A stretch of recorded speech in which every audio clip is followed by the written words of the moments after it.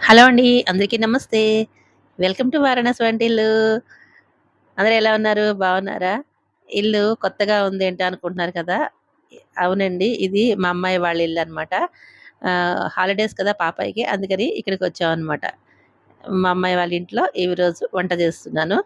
ఇది మీకు చూపిచ్చేది cabbage వడియాలనమాట. Cabbage వడియాలు వీడియో చేశాను. అవి పూర్తిగా ఎండకుండానే ఇలా మధ్య మధ్యలో వేయించేసుకొని తినడం అయిపోతుంది. పెట్టిన వెంటనే వర్షం కూడా వచ్చింది. ఇంకిలా పచ్చి పచ్చివి మాకిష్టమే కాబట్టి పెద్దగా ప్రాబ్లమ్ ఏం లేదు.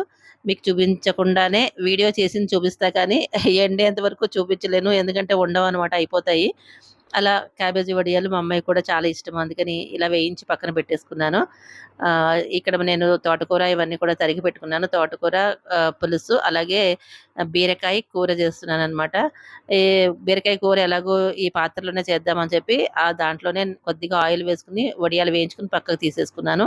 మళ్ళీ వేరే వేరే పాత్రలు చేయకుండా అదే పాత్రలో నేను బీరకాయ ముక్కలు కట్ చేసుకున్నాను కదా! రౌండ్‌గా కట్ చేసుకున్నాను. అలాగే ఉల్లిపాయ ముక్కలు కూడా కట్ చేసుకున్నవి దీంట్లో వేశాను. అలా వేసేటప్పుడల్లా కింద పడుతూ ఉంటాయనమాట. కింద పడిన ఏం ప్రాబ్లమ్ ఏం లేదులెండి. మనం మూకుట్లో మళ్ళీ వేసేసుకోవచ్చు. ఎందుకంటే అవన్నీ క్లీన్ చేసుకుంటాం కాబట్టి నేను దాంట్లో అయితే వేసేస్తాను. ఆహ్, దీంట్లో కొద్దిగా ఆయిల్ వేసుకోండి పైన. ఆయిల్ వేసేసుకొని చక్కగా ఉప్పు, పసుపు వేసేసుకొని ఒకసారి కలిపేసుకొని మగ్గించేసుకోండి. పక్కన రైస్ ఉడుకుతుంది. తర్వాత అక్కడ శనగపప్పు ఉడికించుకుంటాను. అదే చెప్తున్నాను మీకు. కాఫీ కుకింగ్ అనమాట. మా అమ్మాయి అదే అంటోంది. కాఫీ కుకింగ్ అమ్మ అంటోందనమాట. వాయిస్ అయితే నేను కట్ చేశాను. ఎందుకంటే అక్కడ చిమ్నీ ఉంది కదా! పెద్ద సౌండ్ వస్తుంది. అందుకే నేను వాయిస్ ఓవర్ ఇస్తున్నా. ఇదిగోండి కూర అయితే వేసేసుకున్నాం కదా! చక్కగా ఇలా మగ్గిపోయింది. మగ్గిపోయిన తర్వాత దీంట్లో కారం ఏం వేశానో అని మీకు డౌట్ రావచ్చు. కారం మన ఇంట్లో కారాలు పొడులు చేసుకున్నాం కదండీ! కూర కారాలు నేను ఎప్పుడు చేసి పెట్టుకుంటూ ఉంటాను కదా! ఆ వేపుడు కారము, అలాగే పల్లి కారము, కొద్దిగా సాంబార్ కారము, కొంచెం ఇది జీలకర్ర కారము ఇవన్నీ కొద్ది కొద్దిగా ఒక ప్లేట్‌లో వేసుకొని అన్నీ కలిపేసి దీంట్లో వేసేసుకున్నాననమాట. అట్లా ఏసి చూడండి సూపర్‌గా ఉంటుంది. హై ప్రోటీన్ తోటి చేసుకున్న కూరనమాట. సూపర్ టేస్టీగా ఉంటుంది.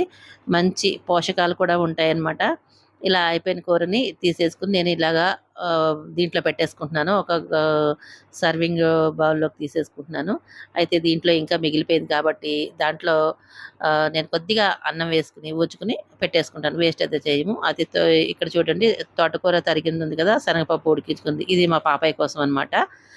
పాపాయికి కారం లేకుండా చేస్తాను కాబట్టి అలా విడిగా తీశాను. ఇప్పుడు మాకు కారంతోటి కొంచెం ఎక్కువ కారం వేసుకొని చేసుకుంటాం కాబట్టి మాకు ఇవన్నమాట. మావన్నీ అయిపోయిన తర్వాత తనకి వంట చేసేస్తాను. మొత్తానికి కూర ఇలా అయిపోయింది. ఇవన్నీ అయ్యి భోజనాలు అయిన తర్వాత నేను ఇదిగోండి ఫ్రూట్స్ తింటామనమాట. ఏదో ఒక ఫ్రూట్ ఉంటుంది. ఈరోజు పపాయ తింటున్నాం. పపాయ కట్ చేశాను. కలర్ బావుంది చక్కగాను. ఇది దేశవాళీ పపాయ అనమాట. మంచిగా బోలెడు గింజలున్నాయి. ఇలా పపాయ కట్ చేసుకొని ఇలా తింటే ఎంత ఆరోగ్యమో, అలాగే పైన తొక్క ఉంటుంది గదండీ! మనం లోపల ఉన్నది తినేస్తాము కట్ చేసుకొని. పై తొక్కలు కూడా వేస్ట్ చేయకుండా చక్కగా దీనితోటి మనకి ఫేస్‌కి ఫేషియల్ చేసేసుకోవచ్చండి. మనం ఫేషియల్ అని, అలాగే ఫేస్ క్రీమ్‌లని, అవని, ఇవని మేకప్‌లు కానీ బోలెడన్ని డబ్బులు ఖర్చు పెడుతూ ఉంటారు కదా! నేనైతే ఖర్చు పెట్టనండి. నేనైతే ఎప్పుడు ఫేషియల్ చేపించుకోలేదు. నేను ఏ క్రీము వాడను, ఏ పౌడరు వాడను, ఏది వాడను. అంతా నేచురల్ అనమాట. ఇట్లాగా పండు తినేస్తాము. ఆ తొక్క ఉన్నదంతా పైన తొక్కలుంటాయి గదా! ఆ తొక్కేమో ఫేస్‌కి ఇలాగా అప్లై చేసేస్తా. తో మ ఫేస్‌కి అలాగే చేతులకి, మెడకి ఇట్లా మొత్తం అంతా రాసేసుకోండి. చక్కగా పండు తినేసి పైన ఉన్న తొక్క ఇలాగా అప్లై చేసేసుకున్నారే అనుకోండి, చర్మం మెరిసిపోతుందండి. కాంతివంతంగా ఉంటుంది, మెరిసిపోతుంది, సూపర్‌గా ఉంటుంది. ఈ పపాయ కట్ చేసిన తర్వాత లోపల తెల్ల తెల్లగా ఉంటుంది చూసారా? ఇందాక చూపిచ్చాను. ఆ పార్ట్ మొత్తం తీసేయాలండి. అదేమో మంచిది కాదట.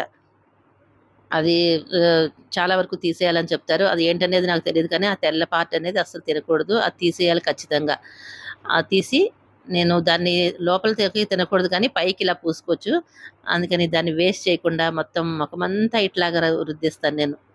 చక్కగా ఇలా రుద్దేసేసుకొని బాగా మసాజ్ చేసేసుకోండి చక్కగా. మసాజు ఒక 5 నిమిషాలైనా సరే అలా మసాజ్ చేసేసుకొని ఆహ్, ఇది బాగా ఆరిన తర్వాత ఆహ్, 15-20 మినిట్స్ ఖచ్చితంగా అలా ఉంచేసుకోండి. ఉంచిన తర్వాత డ్రై అయిపోతుంది బాగాను. డ్రై అయిన తర్వాత హ్యాపీగా చల్లనీళ్ళతోటి కడిగేసుకోండి. కడిగిన తర్వాత కూడా మీకు చూపిచ్చేస్తాను. ఆహ్, చక్కగా మెరిసిపోతుందండి. ఈ రకరకాలుగా మనకి ఫేస్ క్రీమ్‌లని, అవని, ఇవని మేకప్‌లని ఏం అవసరం లేదు. నేను చెప్తున్నాను కదా! నేనైతే అవేమీ వాడను. నేచురల్‌గా ఇలాగ పండు తినేసేయడం, పై తొక్క ఇలాగ మొత్తానికి ఫేస్‌కి పూసేసుకోవడం. అట్లనే చేస్తాను. నా సీక్రెట్ ఇదే అన్నమాట. ఇవాళ మీకు చెప్పేసాను.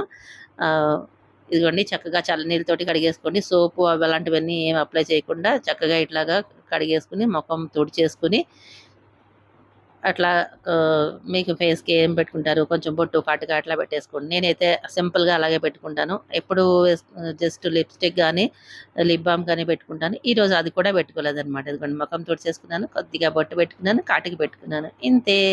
నా సీక్రెట్ ఇవాళ మీకు చెప్పేసాను. మీరు కూడా నచ్చితే ఇట్లాగ చేయండి. ఓకేనా? బాయ్.